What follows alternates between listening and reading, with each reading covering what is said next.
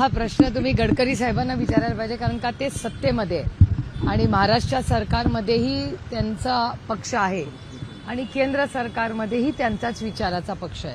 त्याच्यामुळे अर्थातच गडकरी साहेबांना आमच्या सगळ्यांपेक्षा नक्कीच जास्त माहिती आतली माती असणार. त्यामुळे जेव्हा गडकरी साहेब हे बोलतात त्याच्यानंतर महाराष्ट्राचे नेते जे लोकसभेला त्या महायुतीबरोबर होते, राज ठाकरे, तेही तेच बोललेले आहेत आणि सातत्याने अनेक चॅनल आणि वर्तमानपत्रात जे तज्ज्ञ आहेत, इकॉनॉमिस्ट आहेत, त्यांच्या सगळ्या म्हणजे 3 झालेत, माननीय गडकरी साहेब, त्याच्यानंतर राज ठाकरेंचं वक्तव्य आणि इकॉनॉमिस्ट, असे 3 म्हणजे 2 सरकारच्या जवळचे आणि 1 न्यूट्रल, अशा सगळ्या तज्ज्ञ आणि नेत्यांच्याकडून वारंवार महाराष्ट्राची जी परिस्थिती आहे, महाराष्ट्राची इकॉनॉमी जी आहे ती अडचणीत आहे असं सातत्याने सरकारमध्ये असलेले लोक म्हणतात. जर सरकारमधले लोक म्हणत असतील की महाराष्ट्राची अर्थकारण आणि ही परिस्थिती अडचणीत आहे, तर ही अतिशय चिंतेची बाब आहे.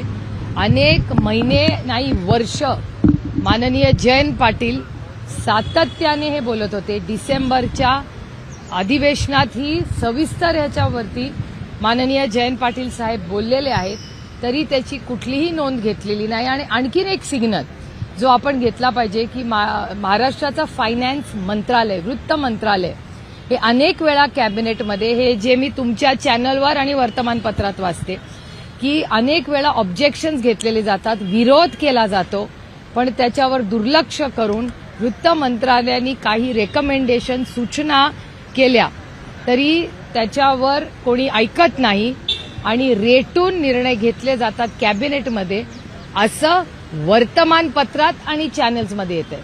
त्यामुळे एकीकडे गडकरी साहेब म्हणतायत ते, एकीकडे राज ठाकरे म्हणतायत ते, अर्थतज्ञ म्हणतायत, आणि वर्तमानपत्रात आलेली माहिती, फायनान्स मिनिस्टरची रिॲक्शन, आणि जयंत पाटील जे खूप अभ्यासू आहेत आणि हे खातं अनेक वर्ष अतिशय चांगल्या पद्धतीने सांभाळलेलं आहे, आणि जेव्हा जेव्हा जयंतराव या राज्याचे अर्थमंत्री राहिलेले आहेत, हे राज्य सरप्लसमध्ये राहिलेलं आहे. त्याच्यामुळे ही अतिशय चिंतेची बाब आहे.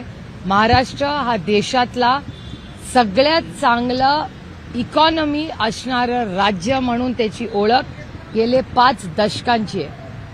म्हणजे कैलासवासी यशवंतराव चव्हाणांपासून गेले 5 दशकं महाराष्ट्राची आर्थिक परिस्थिती अतिशय उत्तम राहिलेली आहे.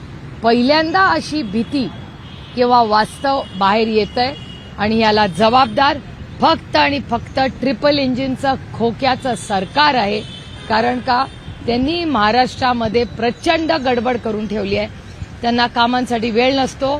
उद्घाटनं, पब्लिसिटी, पक्ष फोडा, घरं फोडा, एवढंच ते काम करतात. काल सीएम बोलले की तुम्ही फक्त टीका करता, आम्ही भूमिपूजन नाही तर उद्घाटन करतो, एक खांब उभारला नाही विरोधकांनी मेट्रोचं आणि आम्हाला टीका करतो. कसं आहे की काही लोक जे आमच्या बरोबरही सरकारमध्ये होते ते आमच्याच सरकारवर टीका करतात. ते विसरून गेले की जे आज खूप मोठ्या मनाने आमच्या सगळ्यांवर टीका करतात ते अनेक वर्ष आमच्याबरोबर एकत्र मंत्री महोदय म्हणून अनेकांनी काम केलेलं आहे.